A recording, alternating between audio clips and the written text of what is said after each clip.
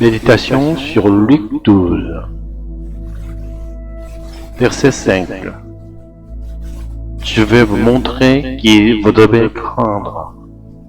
Craignez celui qui, après avoir tué, a le pouvoir de jeter dans la Seine. Oui, je vous le dis, c'est lui que vous devez craindre.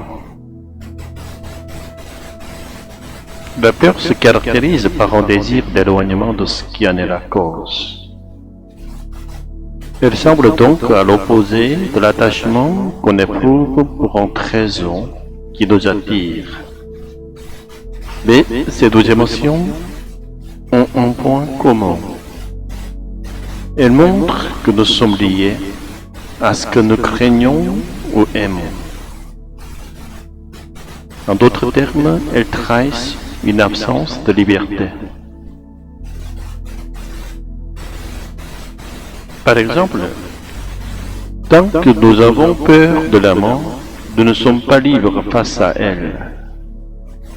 Par peur de mourir, nous pourrions même commettre l'injustice, c'est-à-dire faire le mal.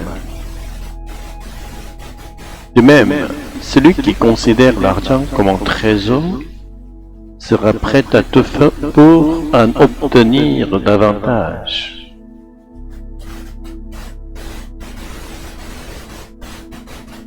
Dans Luc 12, Jésus nous enseigne que si dans cette vie nous devons inévitablement être esclaves de quelque chose porté un jour, alors que ce soit Dieu.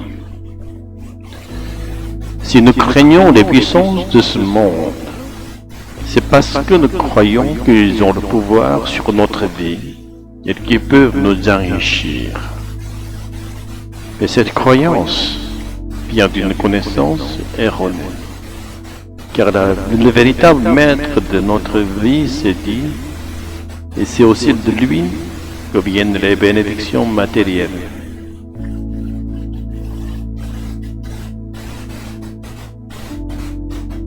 Or, cette connaissance n'est pas d'une évidence visible aux yeux. Elle est spirituelle. Elle ne peut devenir nôtre que par la foi, non par l'intelligence seule. Comment pourrions-nous savoir que Dieu a compté même nos cheveux? Nous ne pouvons que le croire. Mais Jésus affirme que nous sommes aux yeux de Dieu des trésors précieux. Verset 7. Et même les cheveux de notre tête sont tous comptés. Ne craignez donc point. Vous valez plus que beaucoup de moines.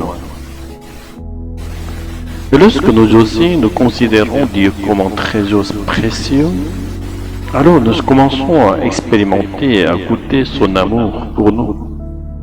Jésus dit que si nous confessons Dieu non seulement de cœur, mais aussi par notre vie, Dieu lui-même nous confessera. De la même manière, si nous ne confessons pas le Saint-Esprit qui demeure éternellement avec nous grâce au sacrifice et à la résurrection de Jésus, nous ne pourrons ni connaître ni expérimenter la grâce qu'il nous accorde. Avant de compter sur les faveurs des puissants, sur nos efforts ou notre force, nous devons croire en celui qui est au-dessus de tout cela, le Saint-Esprit.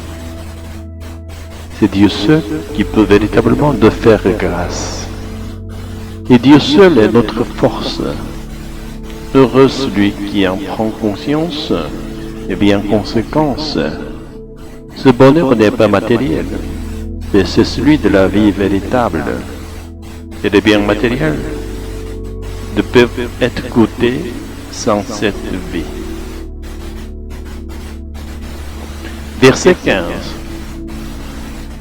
Gardez-vous avec soin de toute cupidité, car la vie d'un homme ne dépend pas de ses biens, même s'il est dans l'abondance.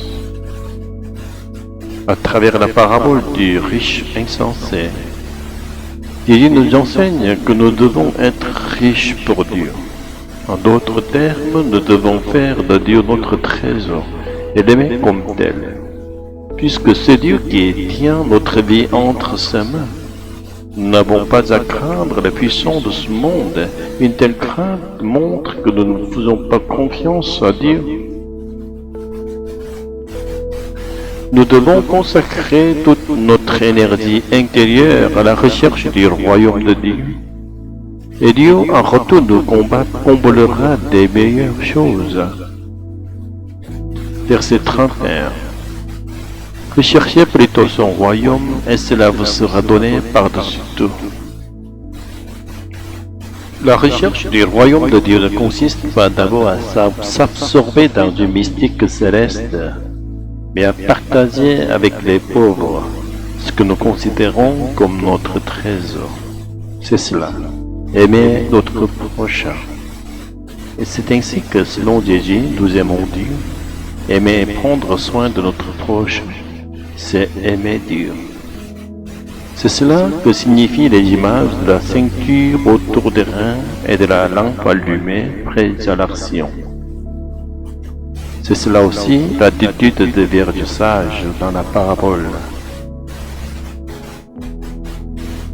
Enfin, si nous réalisons que cet amour du prochain n'est possible que grâce à la présence du Saint-Esprit, et que cet amour est en réalité l'amour de Dieu, alors nous ne rendons pas vaine la croix du Christ, car Jésus est venu dans ce monde afin que par notre amour mutuel, nous apprenions à aimer Dieu. Seigneur, en ce jour, alors que nous contemplons les souffrances que tu as endurées, dessire notre cœur et rends-nous capables d'aimer véritablement notre prochain. Que tout amour que nous donnons soit en réalité un amour pour toi, toi qui es fidèle. Fais-nous découvrir que tu réponds toujours à notre amour et affermis notre foi. Qu'ainsi, notre amour pour le prochain ne tarisse jamais, mais coule en abondance jusqu'à la fin. Alléluia. Amen.